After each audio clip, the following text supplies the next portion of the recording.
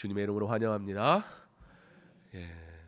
6월 25일 나라의 큰 슬픔과 위기의 순간이었지만 지나간 그 과거는 지금 우리에게 하나님의 일하심과 은혜의 시간이었으므로 기억되는 것처럼 우리 삶의 모든 역경과 고난 속에서도 우리가 성도인 것을 꼭 기억하므로 그가 반드시 도우시고 지키신다는 사실을 믿음 안에서 우리 실수하지 아니하고 더욱 하나님을 예배하고 찬양하는 하나님의 은혜를 구하며 사는 저와 여러분의 삶이 될 수 있기를 간절히 소망합니다. 우리는 가정이나 개인이 전자기기 한두 개 정도는 다 가지고 있는 그런 시대를 살아가고 있습니다. 그런데 이 전자기기라는 것이 가끔씩 에러가 나는 때가 있지요. 그래서 이 에러가 났을 때 가장 효과적인 방법이 있다면 바로 리셋하는 겁니다. 세팅을 다시 한다, 그런 뜻이지요. 어떤 기기들은 리셋이라는 버튼을 가지고 있어서 누르면 됩니다. 그러나 어떤 기기들은 그런 버튼이 없습니다. 그럴 때는 어떻게 하면 될까요? 그저 플러그를 뽑아버리면 됩니다. 들어오던 거 차단하면 된다고요. 들어오는 건 차단을 하면 자기가 잘 나가지고 살아있는 줄 알다가 공급이 끊으면 셧다운이 돼버려요. 그리고 다시 키면 재부팅이 되면서 불필요한 것들 없어지고 다시 처음의 질서대로 만들어지니 에러가 사라지게 된다는 겁니다. 왜 그런 일이 있을까요? 기계도요, 자꾸 사용하니까 이런저런 정보들이 들어오는 거예요. 이런저런 명령어들이 생기는 거예요. 그러면서 처음에는 이 기기가 작동하기 위해 정해진 순서대로 움직이고 있었는데 하나 둘씩 우리가 검색하고 우리가 찾고 사용하고 전화하고 이것저것 하면서 이런저런 내용들이 추가되다 보니까 이렇게도 하고 저렇게도 하는 다양한 기능들이 추가되기 시작하다는 겁니다. 그러다 보면 나중에 얽히고 설키게 되니까 처음 세팅대로 가지 않으니까 버벅거리고 가긴 가는데 아주 힘겹게 가고 그런 모습들을 보게 된다는 것이지요. 그래서 리셋, 처음 세팅으로, 왜요? 그게 가장 이 기기의 원활한 운영을 위해 적합한 세팅이었으니까 그렇게 만든다는 것입니다. 기계만 그럴까요? 우리의 삶도 그렇지 않습니까? 우리의 신앙도 그렇지 않습니까? 처음에 우리가 하나님 믿을 때, 처음 하나님 앞에 나올 때 내가 어떻게 예배드려야지? 교회 생활은 이렇게 하는 거야. 아무도 그런 말 하는 사람 없습니다. 어떻게 했어요? 교회에서 예배를 그렇게 드리니 그렇게 예배 드리는 줄 알고 예배 드렸단 말입니다. 오늘 오랜만에 우리 이원재 장로님 오셨는데 오늘 이 예배를 오고 싶으셔서 건강이 회복됐으니까 또 이렇게 오실 수 있잖아요. 함께 예배 드리러 오셨는데요. 오늘 이원재 장로님 오시면서 옆에 간병해 주시는 분이 함께 오셨어요. 근데 아마 교회가 익숙치는 않으실 것 같아요. 그렇지만 예배니까 그 자리에 그대로 참여하시잖아요. 그래서 제가 그런 마음을 어제 먹었거든요. 오시면 환영해야 되겠다. 그렇잖아요. 어떠한 이유로 왔는지 본인은 다 설명할 수는 없지만 우리는 이것이 하나님의 섭리라는 사실을 믿으니까 말씀을 들을 수 있는 기회가 주어졌으니까.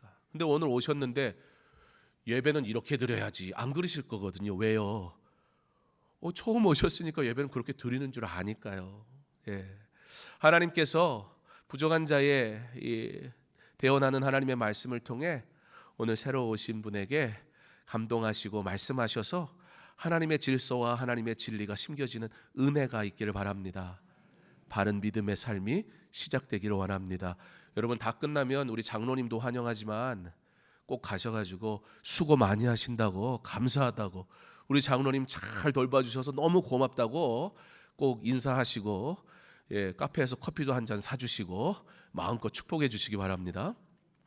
자, 여러분, 우리의 마음도 그래요. 처음 마음, 처음 기쁨, 처음 결단들에는 어떻게 예배 생활해야지, 어떤 정도까지 예배 드려야지 내가 정하는 거 없어요. 말씀이 우리에게 정해주신 그대로 하지 내가 이렇게 하겠다 저렇게 하겠다 하지 않는다고요. 근데 신앙생활 하다 보면 여러분 여기 많은 분들이 앉아 있지만 각자마다 가지고 있는 예배의 기준이 다 달라요. 어떤 분은 주일에 한 번 오면 되지, 그럴 수 있어요. 어떤 분은 새벽 예배 드려야지. 어떤 분은 그래도 주중에 금요 예배만큼은 우리가 나와 기도해야 되지 않을까. 나름의 우리만의 신앙생활의 기준을 만들기 시작한다는 거예요. 문제는 뭐냐면 그 기준이 중심이 누구에게 있냐는 거예요. 성경이 근거가 된다면 문제가 될 것은 없습니다. 그런데 다분히 뭐가 근거가 되죠? 내 삶의 환경, 내 생각, 내 판단이 중심이 됩니다. 문제는 뭐냐면 그것이 원하던 원하지 않았던 어떤 선택이 되어져 버렸을 때 우리 일상의 습관이 되어져 버리고 우리 삶에 스며든 그와 같은 습관은 이제는 우리의 신앙생활의 기준이 되어져 버리고 만다는 겁니다. 그러므로 말씀의 기준이 아닌 나의 삶의 기준으로 하나님 앞에 예배하기 시작하게 됩니다. 나의 습관이 되어져 버린 것들, 그것이 기준이 되지 않기를 바랍니다.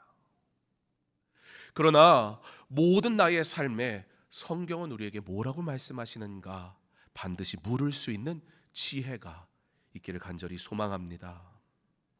오늘 말씀은 하나님이 기뻐하시던, 하나님이 너무나 기뻐하시던 지혜로운 왕 바로 솔로몬이 한순간 급격히 붕괴되어져 버리는 모습을 보여줍니다. 솔로몬이 우리보다 신앙이 부족했을까요? 솔로몬이 우리보다 열심히 부족했을까요? 솔로몬이 우리보다 헌신이 부족했을까요? 1000번제 솔로몬이 드린 제사입니다. 1000번제는 1000번 드렸다는 뜻이 아니에요. 솔로몬이 성전을 지었잖아요. 그 전에는 성막이 어디에 있었어요? 기브온에 있었다고요. 기브온이라는 지역이 예루살렘으로부터 가깝지가 않습니다. 솔로몬이 1000번제를 드렸다, 1000번 드린 횟수를 의미한다면 여러분 매일 가도 1000번을 가야 돼요. 근데 매일 오고 갈 수 있는 거리가 아니에요. 그것도 제물을 가지고 간다고요? 있을 수 없어요. 1000마리의 제물을 드렸다는 뜻이에요. 그래서 우리가 1000번 드리는 제물이 1000번제가 아니라 하나님 앞에 나의 전부를 드리는 것을 의미합니다. 그렇게 하나님 앞에 모든 것을 쏟아내며 드리길 기뻐했던 솔로몬인데 오늘 말씀해 보니까 이 솔로몬이 급격하게 무너져 버리는 거예요. 그리고 그가 무너진 이유가 뭔지 말씀이 우리에게 가르쳐주고 있습니다. 여호와께서 일찍이 이 여러 백성에게 대하여 이스라엘 자손에게 말씀하시기를 너희는 그들과 서로 통혼하지 말며 그들도 너희와 서로 통혼하게 하지 말라. 그들이 반드시 너희의 마음을 돌려 그들의 신들을 따르게 하리라 하셨으나 솔로몬이 그들을 사랑하였더라. 무슨 말이에요? 하나님이 이렇게 말씀하셨지만 솔로몬은 자기 뜻대로 하였다라고 기록한다는 겁니다. 사랑하는 성도 여러분, 하나님께서는 왜 우리에게 계명을 주실까요? 하나님께서는 왜 우리에게 하여야 할 것과 하지 말아야 될 것을 말씀하실까요? 왜냐하면 하나님은 우리의 연약함을 아시기 때문입니다. 그러므로 우리가 넘어지기 쉬운 일들에 대해 하나님께서 미리 경고하시는 거예요. 실족하지 말라고. 이방 여인들과 결혼하지 말라고 하십니다. 이 말씀은 너는 나 외에 다른 신을 내게 두지 말라는 제1계명을 지키게 하기 위함입니다. 자, 그렇다면 이 1계명은 왜 있는 것일까요? 이방 여인과의 결혼은 자연스럽게 하나님의 약속의 땅에 다른 신을 섬기는 이들이 들어오게 되는 문제를 만들게 되기 때문입니다. 이는 우상을 만들지 말며 그것들을 섬기지 말라는 제2계명을 어기게 되는 결과를 가져오게 됩니다. 사랑하는 성도 여러분, 구약의 하나님은 이스라엘만 사랑하셨을까요? 구약에는 이방인을 향한 복음이 없을까요? 그렇지 않습니다. 요나 선지자는 북이스라엘의 철전지 원수와 같은 아수르의 수도인 니느웨에 복음을 증거하도록 보냄받았습니다. 구약에도 하나님은 모든 하나님이 택한 백성을 구원하시기 원하시는 하나님의 뜻이 그대로 적용되고 있단 말입니다. 하나님께서는 이스라엘 백성을 택하셔서 무엇하기 원하신 것이었습니까? 택한 그들을 통해 이방으로 하여금 진정한 신이 누구인가, 하나님이 누구이신가를 알게 하기 위함이었습니다. 만약에 하나님께서 이스라엘 백성만 택하셔서 구원하시기 원했다면 여러분 가나안 땅에 갈 필요가 없었습니다. 여러분 만약에 이스라엘이 유일한 하나님의 백성이라고 유대인들은 그렇게 믿잖아요. 그러니까 유대인들은 전도하지 않아요. 왜요? 이방인들을 구원할 이유가 없다라고 믿으니까요. 자기들만 구원받으니까. 그런데 만약에 성경이 그걸 말씀하고 있다면 여러분 굳이 가나안 땅에 갈 이유가 없습니다. 가나안 땅은요 척박한 땅이고요. 가나안 땅은요 점령하려면 어마어마한 어려움이 따를 수밖에 없습니다. 430년 애굽에서 종살이했던 이스라엘 백성이 만약에 하나님의 유일한 구원받은 백성이라고 한다면 하나님께서는요 그냥 애굽을 치시고 애굽에 살게 하시면 돼요. 그러나 하나님은 그런 선택을 하지 않으셨습니다. 왜요? 애굽은 당대의 가장 화려하고 강한 국가였습니다. 하나님을 떠나 살 수많은 문화들이 가득했습니다. 그러나 하나님께서는 이스라엘 백성을 구원하셔서 가나안 땅에 들어가게 하심으로 그러므로 모든 죄악된 것들, 우상, 이방인들은 다 내어 쫓으라고 명령하시는 것입니다. 사랑이 없으셔서가 아닙니다. 왜냐하면 하나님께서 하나님의 백성을 경건하게 하시고 거룩하게 하시기 위함이었습니다. 무엇을 위하여? 그들의 구원을 위하여, 나아가 그들을 통해 이방을 향해 하나님이 누구이신가 알게 하시기 위하여 먼저 하나님의 법을 따라 살아가는 하나님의 백성을 먼저 부르신 것뿐입니다. 그러므로 하나님은 이스라엘 백성에게 계명을 주셨습니다. 그 일을 통해 그들이 경건한 삶을 살아가도록 말입니다. 그런데 솔로몬이 이것을 어깁니다. 이와 같은 그의 행동은 이방 여인을 사랑하는 데로 인해 이방의 문화가 그의 삶에 자연스럽게 스며 들어오게 합니다. 성경은 이러한 모습을, 솔로몬의 모습을 어떻게 표현하냐면 마음을 돌렸다, 그렇게 표현하고 있습니다. 아무리 대단한 결단도 열심도 섬김도 마음이 흔들리면 무너지게 됩니다. 우리가 주를 위해 섬길 수 있는 것은 우리의 마음이 하나님께 향하여 있기에 가능한 것입니다. 이때는 환경과 조건이 우리를 흔들지 못한단 말입니다. 그러나 나의 열심과 목적이, 나의 욕망과 자랑이, 나를 드러냄과 나의 행위가 목적이 되어버렸던 경우에는 상황에 따라 우리는 얼마든지 하나님을 향한 예배와 섬김 내려놓을 수 있습니다. 여러분들이 한번 생각해 봤으면 좋겠습니다. 주를 위한 예배와 섬김이 정말 나의 환경의 문제였는지 아니면 나의 마음의 문제였는지. 예수님의 십자가의 죽음에 실망해서 엠마오로 향하던 두 제자에게 예수님께서 찾아오시지요. 이들이 지식이 없어서가 아니었습니다. 이들이 이루어지는 일을 듣지 않아서도 아니었습니다. 엠마오로 향해 가던 두 제자는요, 예수님이 죽으셨다는 사실도 알았지만 엠마오로 향해 가던 이 두 제자는요, 지금 예수님의 시신이 사라졌다는 사실, 그리고 여인들에게 천사가 죽으시지 않았고 부활하셨다라고 말씀하셨다는 사실까지도 이미 다 들었습니다. 그럼에도 불구하고 그들은 어떤 선택을 했습니까? 예루살렘을 떠나는 선택을 하게 됩니다. 그때 예수님께서 오셔서 뭐라고 말씀하시느냐? 이게 굉장히 중요합니다.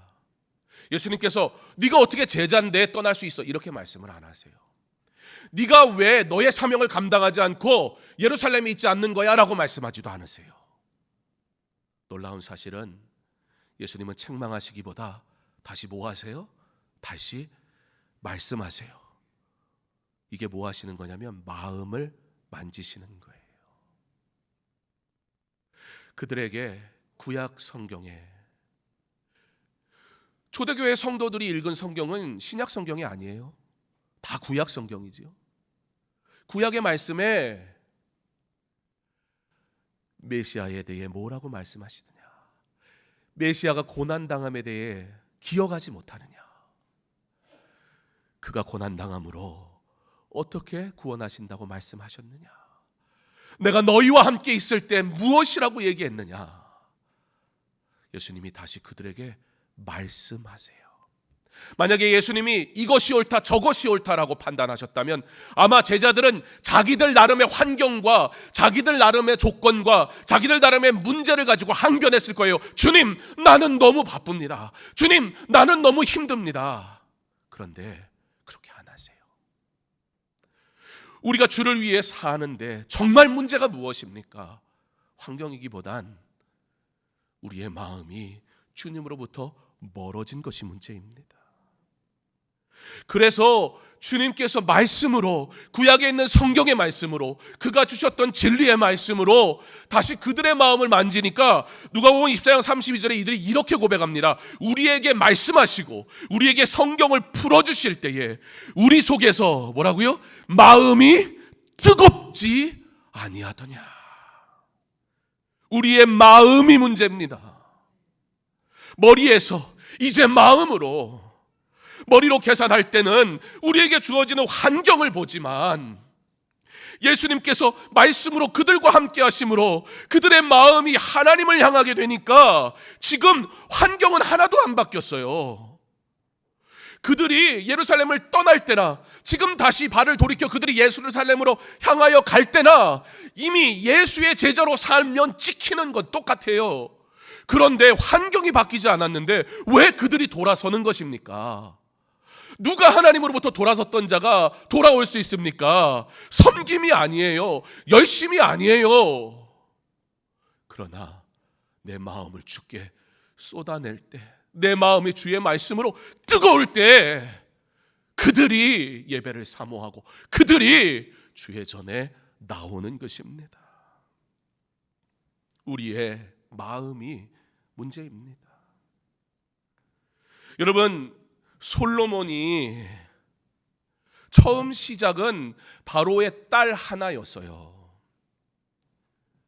아수르도, 바벨론도, 페르시아도, 로마도 여러분 대단한 위상을 가지고 있는 나라였지만 아수르는 바벨론에, 바벨론은 페르시아에, 페르시아는 그리스에, 그리스는 로마에게 다 멸망했어요. 그런데 여러분, 그 가운데서도 때로는 가장 강대국으로 여전히 영향력 있는 나라로 남아있던 나라가 애굽이에요. 제가 왕이라도 나라의 안정을 위해 결혼이라는 제도를 통해서 전쟁을 예방할 수 있고 국력을 든든하게 할 수 있고, 여러분 이처럼 좋은 왕이 어디 있습니까? 아마도 솔로몬도 국가를 운영한 데 있어 대부분의 나라들이 다 그렇게 하던 것처럼 강대국과의 결혼을 통해 나라를 강하게 하려는 의도 있었을 것입니다. 예, 우리의 삶엔요 다 이와 같이 그럴싸한 계획이 있습니다. 다 이유가 있단 말입니다. 핑계 없는 무덤은 없습니다. 우리는 언제나 그렇게 그럴싸한 명분으로 잘 포장해 우리의 욕망이 하나님의 영광인 것처럼 만들어내고는 합니다. 그리고 뭐라고 해요? 이번 한 번만. 그렇게 시작된 바로의 딸과의 첫 번째 결혼은 이후 많은 여인을 향하여 마음을 주는 시작이 됩니다. 처음부터 시작하지 말아야 합니다. 한 번 하면 두 번 하는 것이 쉽습니다. 죄는 끊어내야 하는 것이지 사랑이라는 이름으로 덮어버리면 골마 썩고 나중에 생명을 내어놓아야 할지도 모릅니다. 욕망은 끝이 없습니다. 여러분 이게 말이 됩니까? 3절에 왕은 후궁이 몇 명이요? 전체 1000명, 후궁만 700명. 아주 온 세상에 다 소문났어요. 아주 첩이 300명. 근데 우리는 후궁이 700명, 첩이 300명만 기억하는데요, 사실 이 말씀의 핵심은 뭐냐면 그게 아니에요. 이건 죄의 고발이고, 그 죄가 어떻게 하더라? 그 여인들이 어떻게 했더라? 왕의 마음을 돌아서게 했다. 이게 문제라고요. 여러분, 이렇게 많을 이유가 있습니까? 나는 이렇게까지는 안 할 것 같은데. 근데 그거 보장 못합니다. 솔직히 해줘야죠. 이렇게 안 하는 게 아니에요. 이렇게 못하는 거예요. 여러분 왜 돈을 아껴요? 없어서 못 쓰는 거예요? 많은데 아끼는 거예요? 네, 없어서 못 쓰는 거예요. 누가 그러더라고요. 어느 대기업 회장님이 용돈하라고 봉투를 탁 줬다는 거예요. 받았더니 100만 원이 들어있어요. 누가 용돈을 100만 원을 줘요? 그죠? 이야, 대단하다. 근데 잠깐 생각해 보니까 대단한 게 아니에요. 제가 가만 생각해 봤어요. 나한테 10만 원이라는 가치와 그 사람에게 100만 원이라는 가치를 두면 뭐가 더 많아요? 예, 저한테 10만 원 큰 돈이에요. 저는 하나도 안 부끄러우니까 얘기하지만 지금 제 지갑을 딱 열어보면 얼마가 들어있을까요? 얼마가 들어있을까요?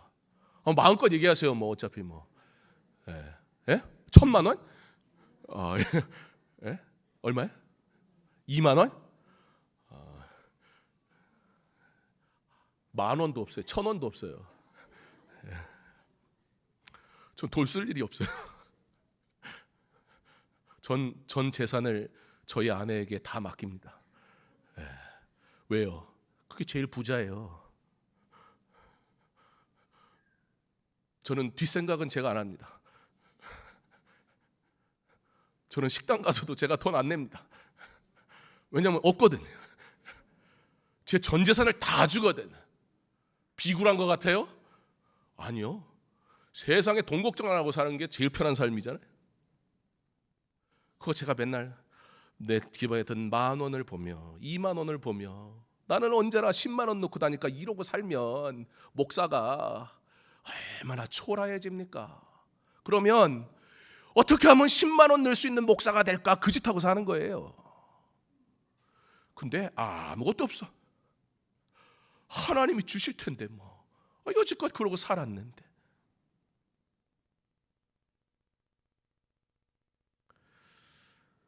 많을 이유가 없어요. 심지어 이방 여인과의 결혼은 하나님께서 왕이 되면 하지 말아야 될 것에 대한 3가지 중에 한 가지가 많은 여인들을 두지 말라는 것이었어요. 금하셨다고요. 여러분, 성경은요, 하나님은요, 하나님의 백성이 자신의 욕망을 위해 많이 소유하는 거 기뻐하지 않으십니다. 오해하지 마세요. 부자 되지 말라는 소리가 아니에요. 하나님이 심술이 나가지고 이것 봐라, 쟤는 부자네, 못 갖게 해야지, 그런 의도가 아니라고요. 그렇게 말씀하시는 이유가 있다고. 왜냐하면 우리의 연약함을 잘 아시기 때문이에요. 너무 많이 소유하면 위험하거든요. 나의 욕심을 위해. 여러분, 너무 많이 먹으면 어떻게 돼요? 배부른 걸 넘어 배 아파요. 그러면 아무리 음식이 많이 있어도 못 먹어요. 너무 많이 뛰면 어떻게 해요? 피곤해요. 살 빼야지 그러고 막 갑자기 10kg 뛰고 막 이러면 다음날 새벽 예배는 고사하고 직장도 출근을 못 한다고요. 너무 많이 자면 피곤하다고 무기력해요. 공부도 너무 많이 하면 머리 아파요. 남녀의 관계도 마찬가지입니다. 하나님의 창조의 섭리는 한 남자가 한 여인만을 사랑하는 것입니다. 그게 하나님이 만드신 결혼 제도예요. 결혼은 오직 한 남자가 한 여자와 하는 것이라고요. 거기에 인권, 자유, 평등, 아무리 아름다운 말을 다 갖다 붙여도 남자가 남자를, 여자가 여자와 결혼하는 것은 죄란 말입니다. 왜 고민을 하세요? 한 남자가 많은 여자를, 모든 여자를 또는 한 여자가 모든 남자를 사랑하는 것은 실상은 아무도 사랑하지 않는 거하고 같아요. 결국 모두에게 버림당합니다. 그렇다면 왜 그렇게 할까요? 우리는요, 사실 우리 스스로를 과대평가합니다. 나는 그렇지 않다고. 내가 신앙생활한 게 몇 년인데 그 정도로 흔들리지 않는다고. 여러분, 전혀 쉬지 않으며 단 한순간도 흔들리지 않는 사람은 없습니다. 젊을 때는 조금 버틸지 몰라요. 바쁠 때는 그 분주함으로 내가 지금 무엇하고 있는지 생각하지 못해요. 그러나 곧 체력이 예전 같지 않을 때가 있어요. 곧 나를 찾지 않는 순간이 있어요. 곧 내가 할 수 없는 문제 앞에 서는 날이 와요. 그러면 속절없이 무너지는 거예요. 솔로몬이 나이가 많을 때에 그의 여인들이 그의 마음을 돌려 다른 신들을 따르게 하였으므로 왕의 마음이 그의 아버지 다윗의 마음과 같이 아니하여 그의 하나님 여호와 앞에 온전하지 못하였으니. 솔로몬 자신도 자기가 그럴 줄 몰랐을 거예요. 어떻게 아냐고요? 물론 정확하게 알려면 저 나중에 천국 가가지고 물어볼 건데 왜 그랬냐고. 근데 천국 가면 아마 그런 질문 안 할 거예요. 왜요? 거기에는요, 기쁨과 감사와 사랑과 섬김만 있지 가서 흉보고 왜 그랬냐고 정죄하고 그런 짓은 안 하는 곳이니까 거기는. 근데 성경에 나와 있거든요. 솔로몬의 지혜서를 보면 내가 이 세상의 전부를 다 가져봤는데 헛되고 헛되도다. 솔로몬 자신도 뭐예요? 노년에 고백하는 거예요. 내가 그럴 줄은 나도 몰랐다고. 하나님의 지혜를 얻어 분별해서 백성들의 칭송을 받던 왕이었던 솔로몬이 자기가 그럴 줄은 몰랐던 거예요. 그러나 어느덧 하나님의 은혜가 나의 실력인 줄 알고 착각하고 살아가다 보니 내 생각대로 하며 살기 시작하는 거예요. 에러가 나기 시작하는 거예요. 하나님의 방식대로. 하나님만이 나의 왕입니다. 하나님, 내가 구하는 건 지혜뿐입니다. 무슨 얘기예요? 하나님이 주신 매뉴얼대로, 하나님이 주신 규칙대로 처음 만든 이 기계가 움직이기 위해 처음 세팅한 가장 적합한 그 시스템대로 나는 왕할 겁니다, 그 소리였어요. 그런데 거기에 뭐가 들어왔어요? 자기의 생각, 자기의 열심, 자기의 자랑, 이것들이 뒤죽박죽이 되니까 나중에는 하나님을 섬기는 방식이 어떻게 바뀌었어요? 하나님 말씀대로가 아니라 자기 마음대로가 돼버렸어요. 많은 여인을 사랑하고 그들에게 마음을 두었지만 그래도 내가 신앙만큼은 지킬 수 있다고 착각했습니다. 그런데 나이가 많아지니 마음을 빼앗겼습니다. 젊은 날 바르게 신앙생활해야 합니다. 우리의 나이가 몇이든 나의 상황이 지금 어떠하든 바로 지금이 내 삶의 가장 경건하고 가장 거룩한 성도의 삶의 순간이어야 한단 말입니다. 괜찮다고 말하며 어쩔 수 없다고 말하며 그렇게 하면 세상에 성공하지 못한다고 말하며 하나님 만나고 경험하고 동행하는 삶의 훈련이 되어야 하는 때에 세상과 하나 둘씩 가까워지고 그렇게 세상을 닮아가고 그것들이 나도 모르게 내 삶의 일부가 되어져 버려 있습니다. 그래도 분주하니 지금 내가 어디로 가는지도 모르는 거예요. 그래도 내 나름 예배하고 섬기고 있으니 괜찮다고 생각하는 거예요. 그래도 어떻게든 주회전에 나와 예배 드리니 말씀 듣고 깨달으니 다시 조금 회복은 되는 거예요. 근데 문제는 뭐예요? 그러다가 힘들어 연약해 무너지는 순간이 찾아온다고요. 그때 속절없이 무너져 버리는 거예요. 신앙은 날마다 더욱 깊어져야 하는데 젊음, 열심, 내 수고, 내 자랑, 내 경험 그걸로 신앙생활하다가 연약하여질 때 무너지는 일이 참 많습니다. 솔로몬의 나이가 많을 때에 그의 여인들이 그의 마음을 돌려 다른 신들을 따르게 하였으므로 결국 어떻게 됐다는 거예요? 솔로몬이 자신의 마음을 하나님으로부터 돌려놓게 됩니다.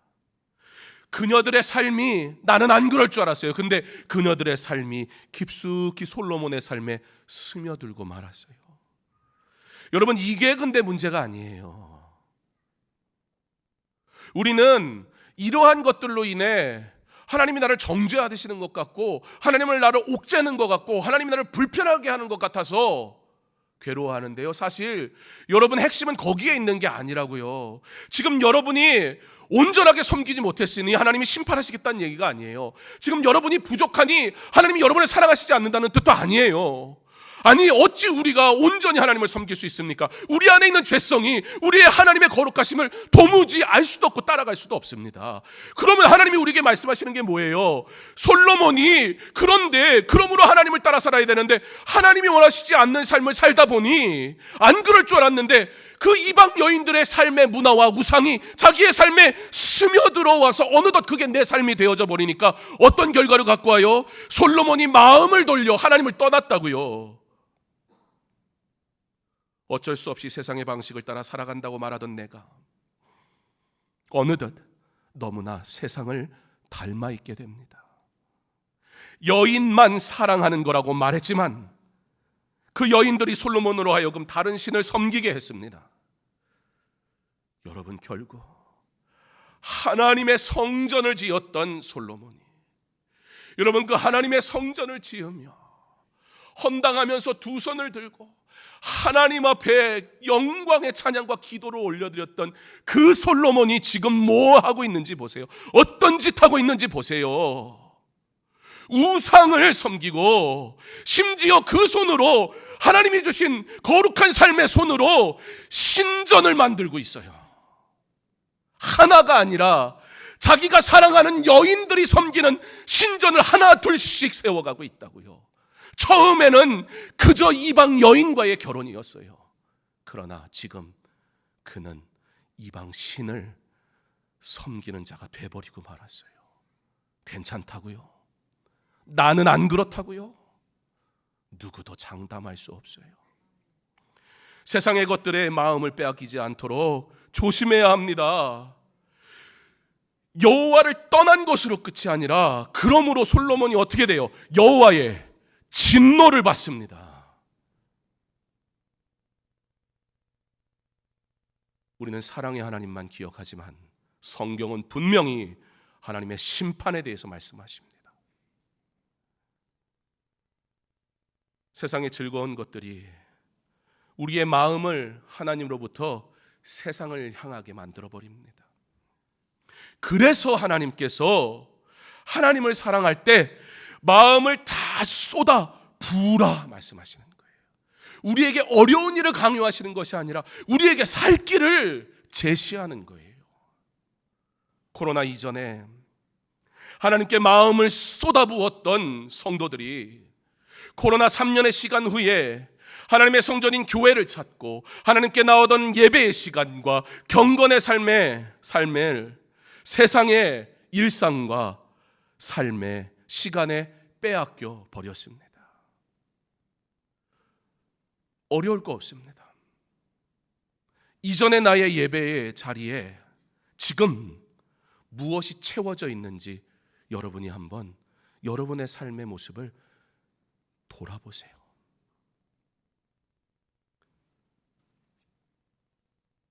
그러면서 내가 하나님께 적당히 마음을 두고 살고 있으니 이전에는 이렇게 하면 그렇지 못하는 사람을 바라보며 긍휼히 여기고 안타까운 마음을 가졌는데 이제는 그게 이상하지가 않아요. 아니요, 오히려 그 중에 그럼에도 불구하고 열심으로 섬기는 성도들을 보면 살짝 불편하기까지 해요. 세상의 교육도, 직장에서의 일도, 식사도, 호흡도 일주일에 한 번만으로 가능한 것은 없는데 영적 양식과 하나님과의 영적 교제는 일주일에 한 번도 벅차하는 내 모습을 보게 됩니다. 단 한 번의 예배조차 온전히 드리지 못하고 있지는 않습니까? 왜 그럴까요? 우리는 모두 자꾸 보는 것에 마음이 갑니다. 함께 살면 마음이 간단 말입니다. 반대로 눈에서 멀어지면 마음에서도 멀어지게 되어 있습니다. 그래서 자주 보며 자주 만나고 자주 대화해야 하는 겁니다.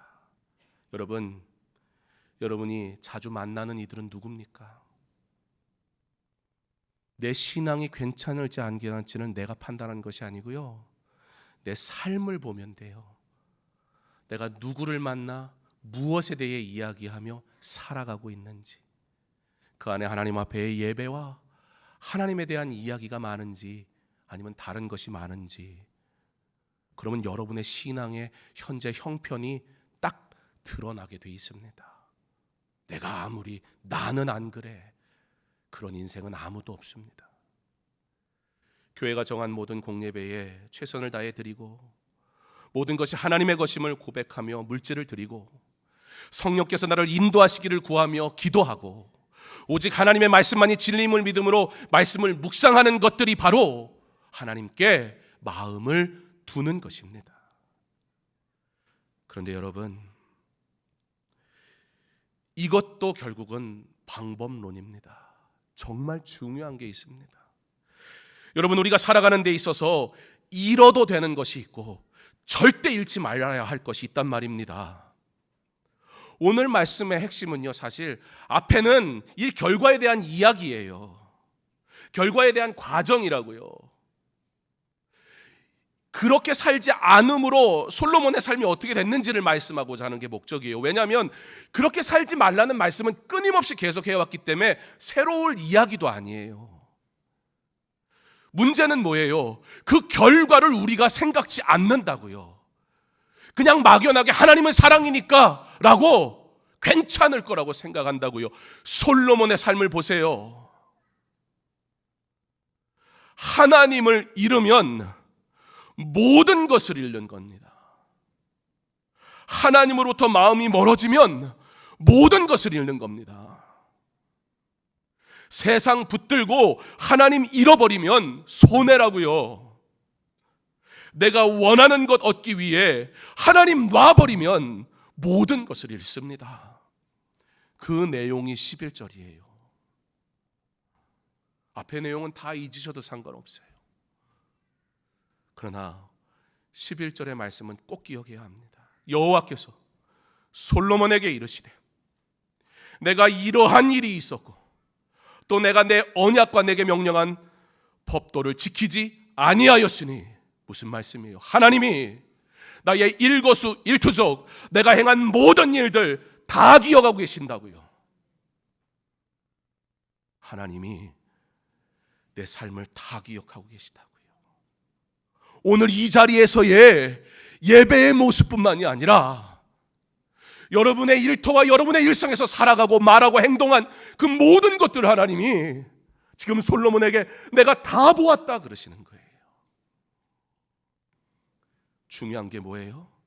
네가 나의 법도를 지키지 아니한 걸 내가 보았다.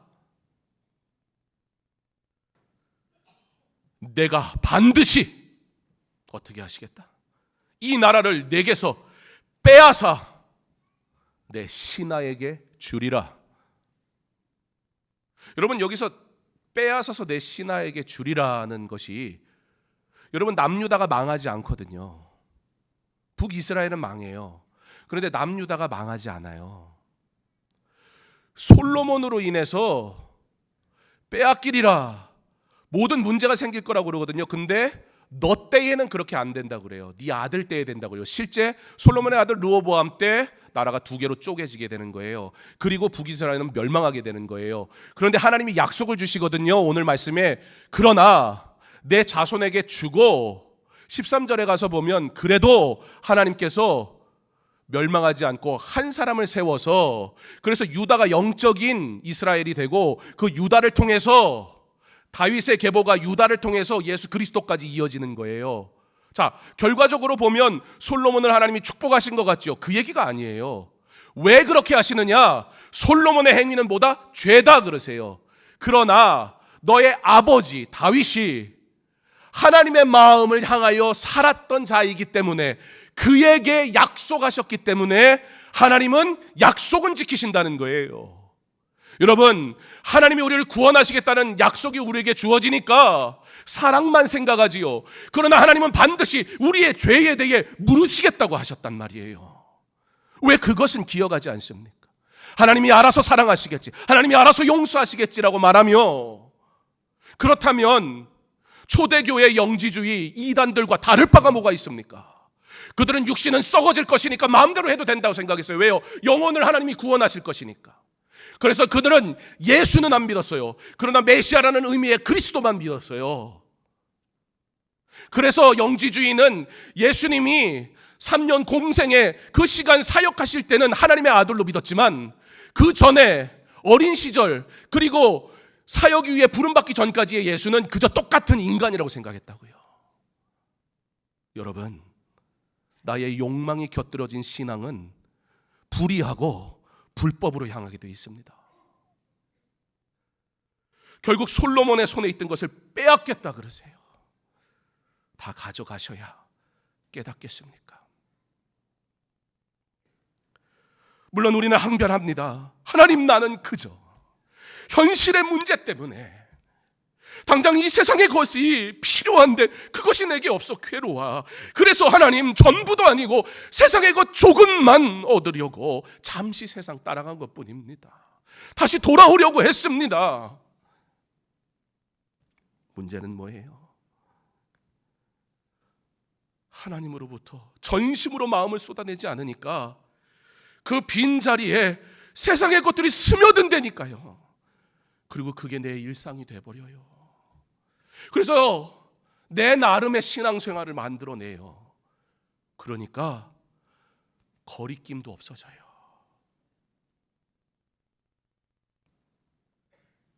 지금 나는 하나님과 멀어져 가고 있지는 않습니까? 이미 하나님을 잃지는 않았습니까? 11절의 말씀이 우리에게 이렇게 말씀하는 거예요. 하나님을 잃으면 세상도 잃는다. 여러분, 하나님께서 우리에게 이 세상의 것 다 갖지 말고, 부자도 되지 말고, 아무것도 소유하지 말고 빈털터리라 되고 하나님만 바라보라 그러시는 게 아니에요. 오히려 세상의 빛과 소금이 되라 하셨어요. 솔로몬이 이 세상에서 오직 하나님의 사람만으로만 살아가기를 원했잖아요. 그때에 하나님께서 그에게 네가 부도 명예도 구하지 않는구나.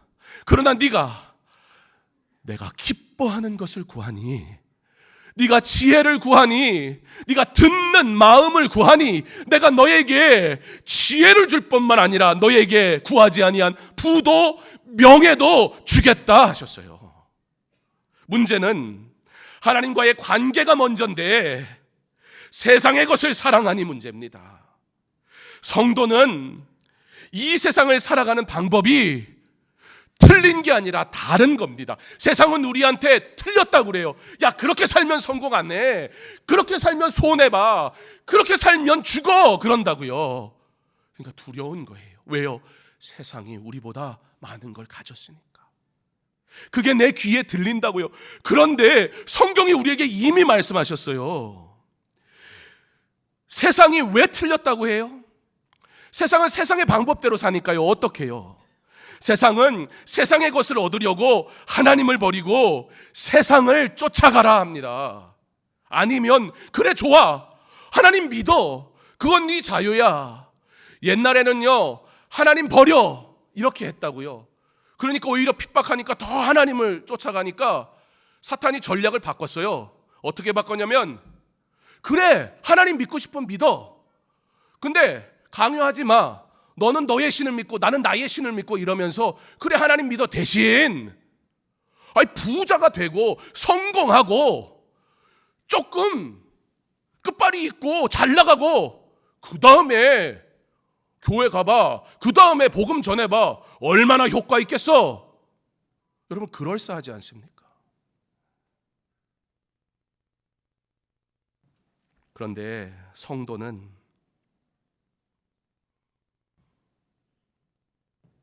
틀린 게 아니라 다르게 사는 겁니다. 어떻게 해요? 세상을 먼저 소유하는 것이 아니라 세상을 오히려 놓고 하나님을 제대로 잡을 때 하나님께서 그의 손에 세상도 허락하시는 겁니다. 그런데 여전히 수많은 사람들이, 심지어 하나님을 믿는다고 말하는 성도들도 세상을 잡겠다고 뭘 포기해요? 하나님 앞에 드리는 예배를 포기하고 일상의 경건을 잃어버리고 세상을 위해 열심히 살아가다가 여러분, 잠시 있다 사라집니다. 결국 세상도 어느새 내 손을 떠나가는 것을 보게 될 겁니다. 마음까지 보시는 하나님 앞에서 우리의 마음을 잘 지킵시다. 처음 그 신앙으로 돌아오세요. 정말 문제는 환경이 아니라 나의 마음의 문제입니다. 다윗은 하나님을 위해 성전을 건축하기로 뭐 했어요? 마음 먹었어요. 근데 하나님께서는 그의 마음만으로도 어떻게 하셨다고요? 기뻐하셨어요. 하나님이 비록 그가 성전을 건축하는 걸 허락하진 않으셨지만, 내가 기뻐하는 일을 했으니 아니요, 기뻐하는 일을 마음만 먹은 거로도 내가 너무 기뻐서 어떻게 하겠다? 내가 너의 집 지어줄게 그러세요. 부귀와 영광도 하나님의 손에 있음을 믿으시기 바랍니다. 처음 그 신앙으로 돌아오세요. 마음으로 하나님을 기쁘게 하여 모든 것을 얻고 온전히 회복되는 이 한 해 상반기를 마무리하며 하반기를 이제 시작해야 되는데, 이 한 해를 진정 마음을 쏟아냄으로 마무리할 수 있기를 바랍니다. 그리고 이제는 변치 않는 마음으로 하나님께 나와 복 주시기 원하시는 하나님께서 주시는 복된 것을 마음껏 받아 누리시기 바랍니다. 7월 3일부터 7일까지 우리 하반기를 시작하면서 한 주간 여름과 하반기 사역을 위해 기도하는 시간을 가질 겁니다. 여러분과 무엇을 함께 해야 할까? 제가 코로나를 경험하면서 배운 게 한 가지 있습니다. 코로나 때에 아무도 교회에 올 수 없었습니다. 어떠한 섬김이 허락되지 않았었습니다. 여러분의 상황과 형편에 따라 온전히 하나님 앞에 섬기지 못할 수는 있습니다. 그건 괜찮습니다. 여러분의 삶을 알고 여러분의 어려움을 이해하지 않는 것이 절대 아닙니다. 그러나 우리가 아무것도 하지 못했어도 교회는 흔들리지 않았습니다. 왜요? 왜냐하면 그 세월 그 시절에 그러므로 우리는 절실히 하나님 앞에 엎드려 기도했기 때문입니다. 사역은 못할 수 있습니다. 그러나 기도를 못하는 건 죄입니다.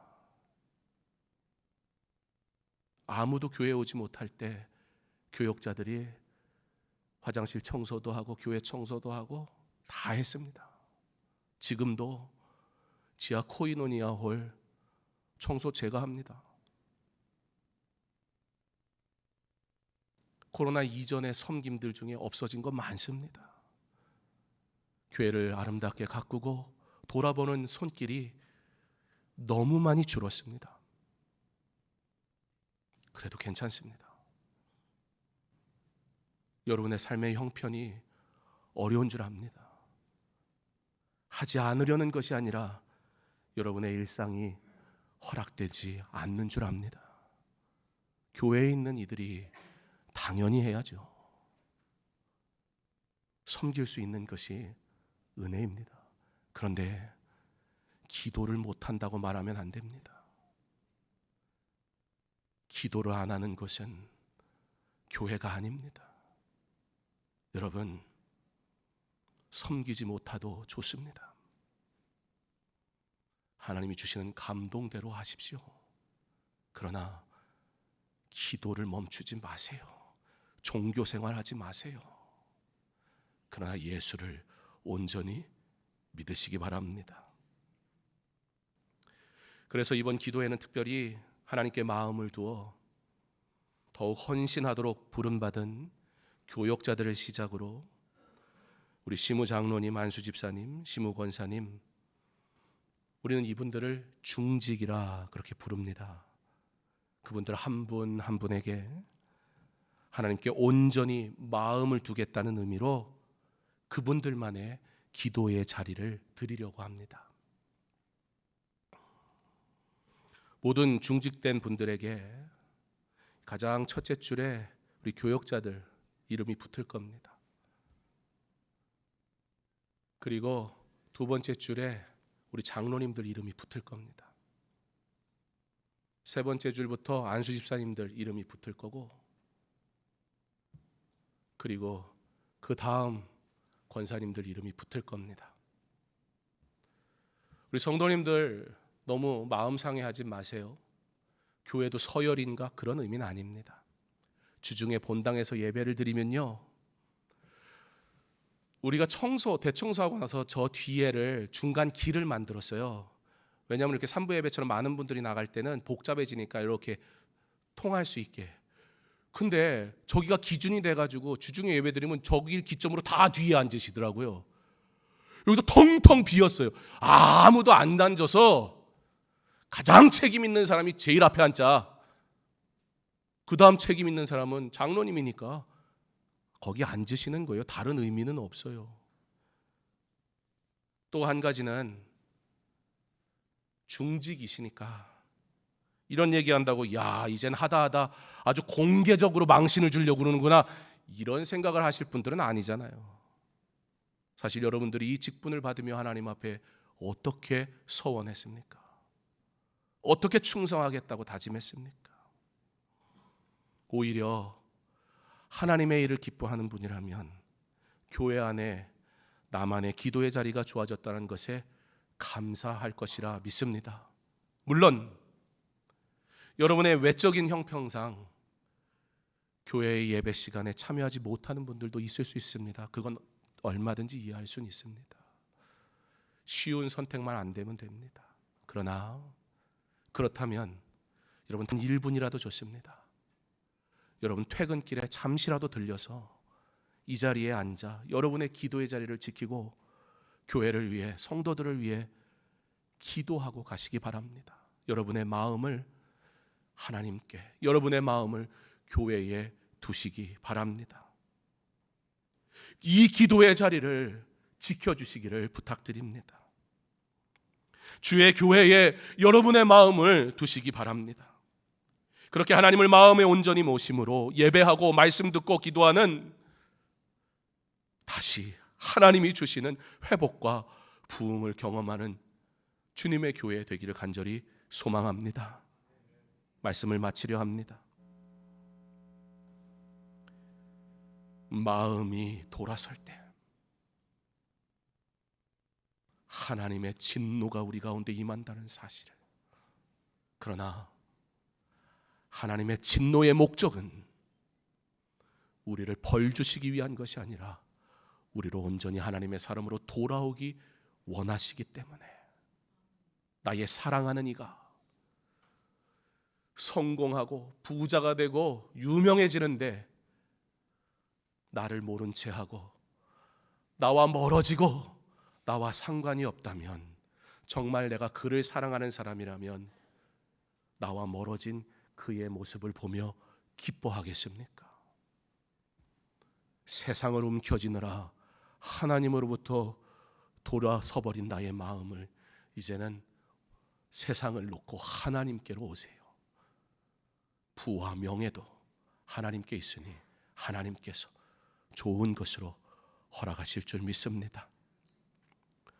우리 이 시간 나눈 말씀을 기억하며 내 자신에게 저를 따라 이렇게 3번 고백하기 원합니다. 주님, 나로 마음을 지키게 해주세요. 주님 나로 마음을 지키게 해주세요. 주님 나로 마음을 지키게 해주세요. 소망한 대로 응답하실 줄 믿습니다.